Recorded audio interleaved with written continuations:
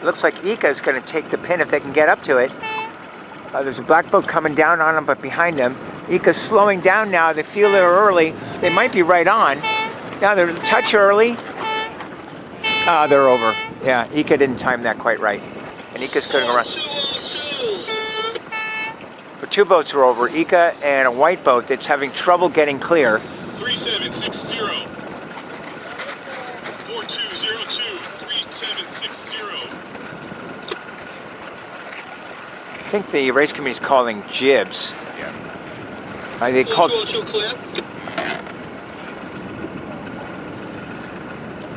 That's weird. RC switched to 70. VSC RC switched to 70. All right, the right guy's coming back. I think they got it. Okay, so it looks like the black boat 2109 ended up taking the great pin start. After all, that's Kent McElroth on warp drive. That was the boat we were following a minute ago in the practice start, and it looks like that's going to work out. The breeze has gone so far left now that both the starting line and the course is square to the wind. Going to be a little bit of bad air on the left due to the tanker that just passed. This is Mars dipping a boat. 1587, that is Mike Shelby. That boat's standing up too straight. That's going to give them a little lee helm. They need to, those people on the rail need to lean back, possibly even get in.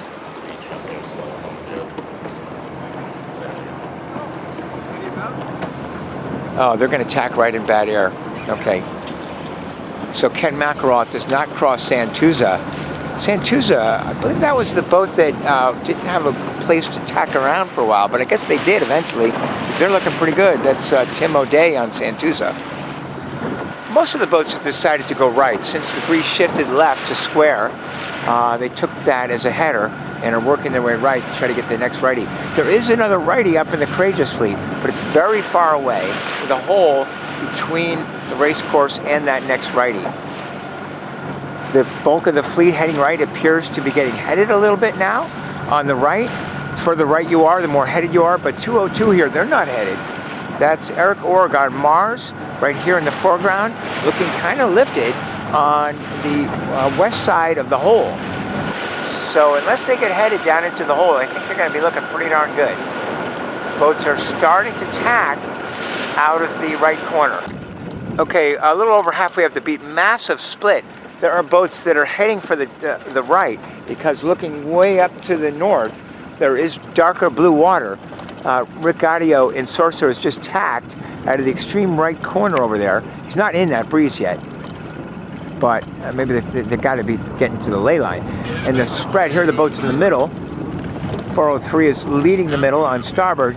Kent McElroth is leading the leftmost group all the way down there on warp drive. And they appear to be lifted on starboard. And they would certainly like to get a header.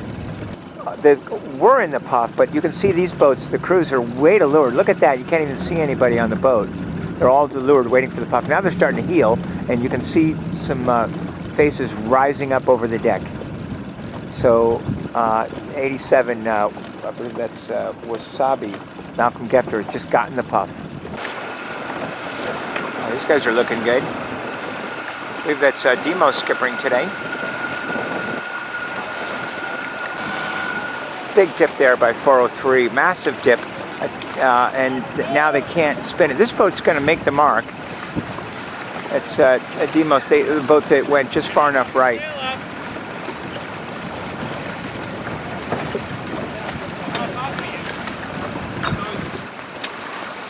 So the crews are scrambling to get their spinnakers in order here. Mark Toso makes it around in third after that massive dip, almost leading it by the mark. Early jibe by these guys. That's weird. 58, boy, they're freedom. They're really stopping there. Well, that's going to work for them, though. They can get the spinnaker up. A little trouble getting the spinnaker going on the leader, on Kai. Like no one has the spinnaker going yet. Looks like Phoebe might be the first to get a spinnaker filled.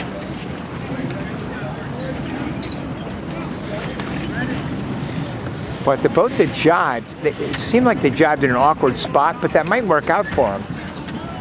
Still struggling to get the chute full, but if they can start to move the boat away from the mark, they'll be looking good. Yeah. So that is Freedom in the lead. That's the boat that jibed at the weather mark, or at the offset mark. It was a little bit of an awkward place to jibe, but they pulled it off. They were the only boat to do so. They had Freedom had to get down to the leeward mark on the left side of the run, and that got them around the left gate mark and right again on the beat, and they broke away. Now there's a bit of a cluster here for second. Looks like 202 is rounding second, followed by 3, 4, 6, 7. Second time around, these spinnaker sets are going more smoothly, partly because the boats are spread out now one at a time. A little late going up on the fourth place boat right there in the sun. But the guy's already been pre-fed on 4119. Looks like Ika's going to probably get 2 boats on this. Kai came from a less breeze and had a tack and a light spot. Ika with more breeze is going to rolling Kai and now rolling Santuza at the weather mark. And their spinnaker is ready to go. They still have to get to the offset mark, but they've already got the line pre-fed. What they might do, what they could do perhaps, is set early and then jibe. But instead it looks like they're going to go to the mark and then jibe. Let's see what they do. And these guys have breeze now. The boat that had no wind before, the blue, white, purple chute is moving well. In fact, they've just gone by Sorcerer. Only 4 boats have finished, but there's another 4 about to finish. Finally, Ika is jibing. Bit of a surprise they would carry it so long. The finish line's way over here.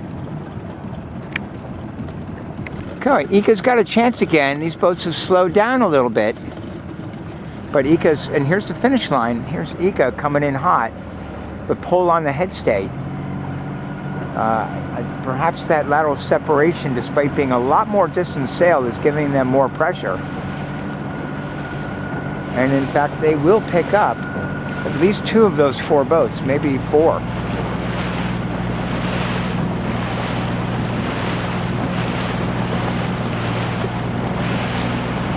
Yeah, that could be good for a 9th.